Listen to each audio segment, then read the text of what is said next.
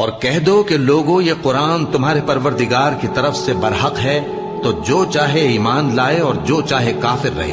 हमने जालिमों के लिए दोज़ख की आग तैयार कर रखी है, जिसकी कनातें उनको घेर रही होंगी, और अगर फरियाद करेंगे तो ऐसे खौलते हुए पानी से उनकी दादरसी की जाएगी जो पिघले हुए तांबे की तरह गर्म होगा और जो उनके चेहरों को भून डालेगा।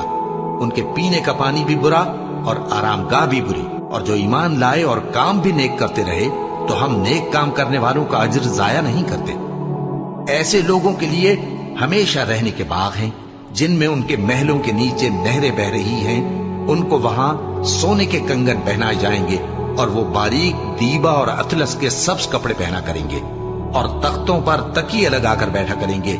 क्या खूब बदला और क्या खूब आरामगाह है।